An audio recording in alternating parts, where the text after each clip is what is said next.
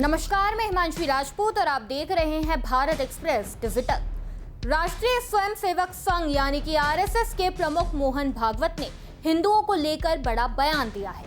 मोहन भागवत ने कहा कि भारत में कुछ भी अच्छा या बुरा घटित हो तो हिंदुओं तो इसका जवाब हिंदुओं को देना होगा। साथ ही उन्होंने ये भी जोड़ा कि भारत केवल एक भौगोलिक क्षेत्र का नाम नहीं बल्कि देश का चरित्र है।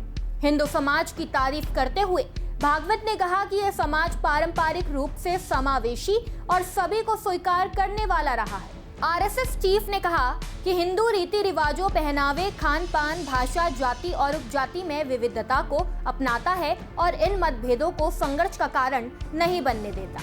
मोहन भागवत ने हिंदू सम्मेलन के दौरान ये बातें कही। ये सम्मेलन मध्य महाराष्ट्र के छत्रपति संभाजी नगर जिले के गंगापुर में आयोजित हुआ था।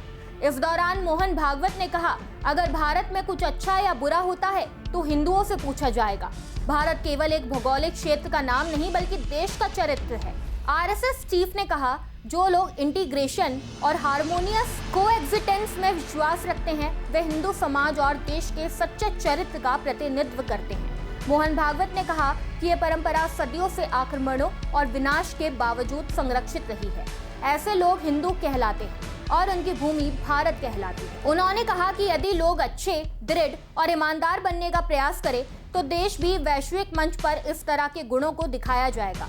आरएसएस प्रमुख ने कहा कि विश्व भारत से कुछ अपेक्षा रखता है और पर्याप्त शक्ति और प्रभाव होने पर देश सार्थक योगदान देने में सक्षम होगा।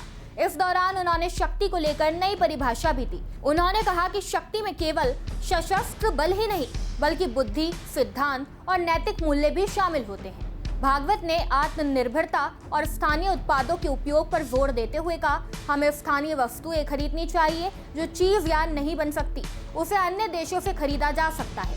भारतीय नीति निर्माता अंतर्राष्ट्रीय व्यापार कर रहे हैं लेकिन किसी के दबाव में नहीं। हमने आत्मनिर्भरता का मार्ग चुना है और हमें इसी मार्ग पर चलना चाहिए।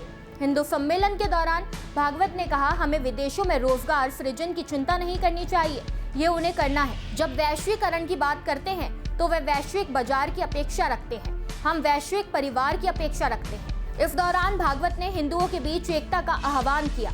उन्होंने कहा कि ये केवल आरएसएस का उद्देश्य नहीं बल्कि समुदाय के सभी सदस्यों का लक्ष्य होना चाहिए।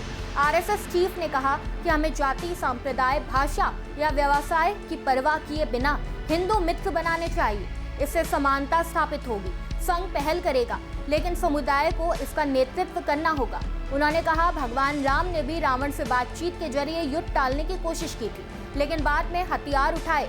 हमें भी अन्याय के खिलाफ कदम दर कदम लड़ना चाहिए।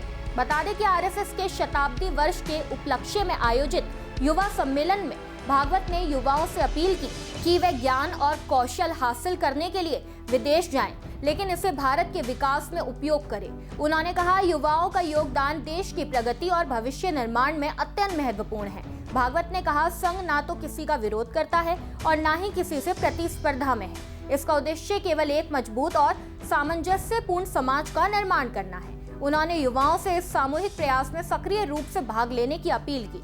इस युवा सम्मेलन का आयोजन MIT कॉलेज में किया गया जहां आरएसएस प्रमुख ने प्रतिभागियों से बातचीत की और उनके प्रश्नों के उत्तर दिए। इस खबर में बस इतना ही। ऐसे ही तमाम खबरों को जानने के लिए देखते रहिए भारत एक्सप्रेस डिजिटल।